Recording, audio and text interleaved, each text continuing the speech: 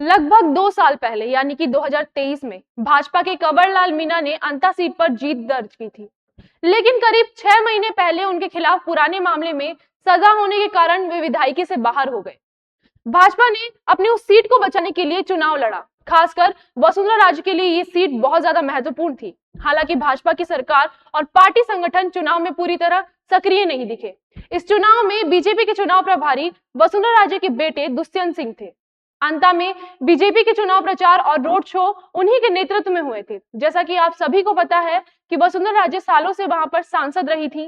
तब वहां पर बहुत सी खराब सड़कें, पानी की समस्या, खाद की समस्या और भी बहुत सारी समस्याएं वहां पर मौजूद थी, लेकिन वसुंधरा राजे ने उनका समाधान नहीं किया। और जब वहां पर चुनाव का समय आया तो उन्होंने वो समस्याएं भजनलाल जी को बताई, लेकिन ये सब कार्य तो वो भी करवा सकती थी, लेकिन उन्होंने नहीं करवाए।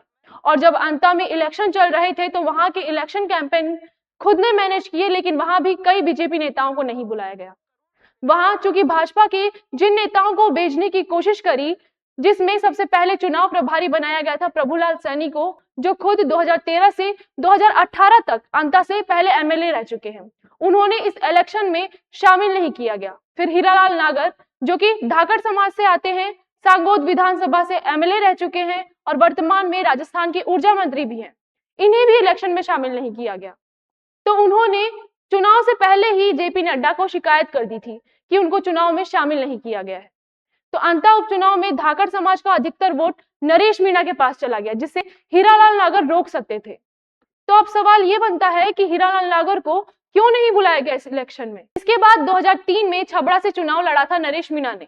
उस समय नरेश मीणा के साथ प्रताप सिंह सिंघवी उनसे चुनाव लड़ रहे थे, जो कि जैन समाज से आते हैं। उनका फोकस था कि मैं भी चुनाव में जाऊं और चुनाव में प्रचार का हिस्सा बनूं, लेकिन उनको भी चुनाव में नहीं बुलाया गया।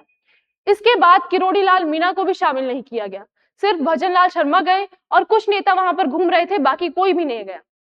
और ये भी बात हो सकती है कि वसुंधरा राजे ने बाकी मंत्रियों को चुनाव में इसलिए शामिल नहीं किया क्योंकि अगर बीजेपी चुनाव जीत जाती तो इसका क्रेडिट वसुंधरा राजे लेना चाहती थी। इसलिए चुनाव के समय उन्होंने अपने ट्विटर अकाउंट पर पोस्ट डाला कि मैं जनता का आभार व्यक्त करती हूँ, क्योंकि 2024 में जो लोकसभा चुनाव हुए वहां से 6 एमएलए सांसद बने, एक एमपी बना। तो भाजपा ने इनमें से 5 सीटें जीती और एक सीट कांग्रेस ने जीती और एक जीती बीएपी ने, यानी कि भारत आदिवासी पार्टी ने। तो उसमें से एक थे भजनलाल शर्मा, और उस विधानसभा चुनाव में भजनलाल शर्मा का जादू चला। उससे झुंझुनू की सीट जो पिछले 20 सालों से कांग्रेस पार्टी के पास थी, उसे बीजेपी ने जीता, जो कि खिवसर की थी और हनुमान बेनीवाल के पास थी। वो सीट वापस बीजेपी को मिली और उधर कांग्रेस की जमानत जब्त हुई। इसके बाद बीजेपी ने 3 सीटें और जीती, जिससे हम बात करें देवली उनियारा की, जहां कांग्रेस का प्रत्याशी और नरेश मीणा दोनों मिलकर इतने वोट नहीं ला पाए जितने अकेले भाजपा के प्रत्याशी ने 1 लाख वोट के आसपास जीते।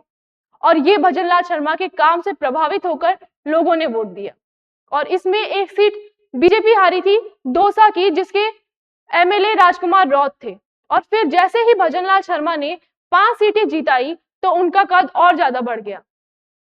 अब इस पर क्या हुआ कि वसुंधरा राजे को इनसिक्योरिटी महसूस हुई कि अगर भजनलाल सरकार ने अंत में चुनाव जितवा दिया तो उनका कद और बढ़ जाएगा, क्योंकि झालावाड़ का जो इलाका है वो वसुंधरा राजे का है और वहां के सांसद उनके बेटे दुष्यंत सिंह हैं, और नया मुख्यमंत्री जो भजनलाल शर्मा है वो उनके ऊपर और ज्यादा हावी हो जाएंगे। ऐसा वसुंधरा राजे ने सोचा। वसुंधरा राजे चाहती थी कि कैसे भी करके ये चुनाव मैं जीतूं, और इसी घमंड में वो ये चुनाव हार गई और इस सीट को ले बैठे। आपकी इस पर क्या राय है, हमें कमेंट करके जरूर बताइए और आगे की खबरों को जानने के लिए जुड़े रहिए राजतंत्र के साथ। धन्यवाद।